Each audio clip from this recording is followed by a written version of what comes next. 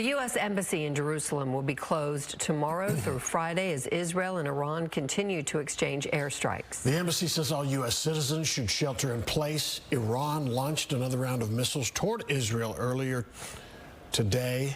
Oh, it's actually Wednesday morning in the Middle East. Israel now claims to have killed a top Iranian general who was only promoted to the job last week after another general was killed by an Israeli airstrike. Today, President Trump met with his security team after leaving the G7 summit early. He reportedly mulled direct U.S. strikes. Fox's Mike Emanuel has more. I hope their program's going to be wiped out long before that. But they're not going to have a nuclear weapon. President Trump met with his national security team this afternoon, and a senior White House official says U.S. strikes against Iran are on the table.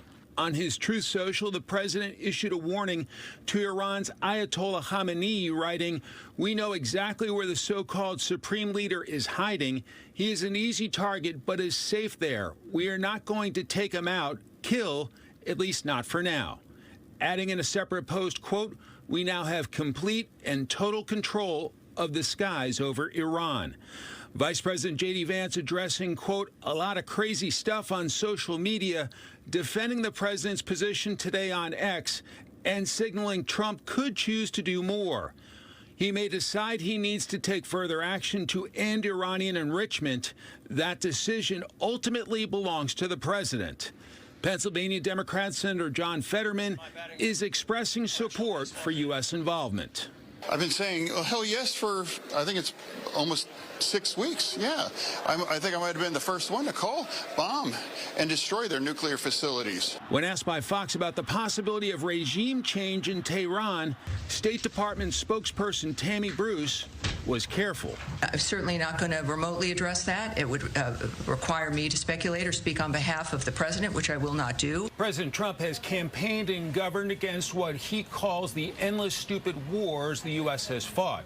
But the prospects of a nuclear-armed Iranian regime has him considering doing more in the Middle East. At the White House, Mike Emanuel, Fox News. A bipartisan group of lawmakers is introducing a war powers resolution to prevent President Trump from using military force against Iran without congressional authorization. Republican Representative Thomas Massie of Kentucky is leading the way in the House, along with several prominent Democrats. In the Senate, Democrat Senator Tim Kaine of Virginia has proposed a similar resolution.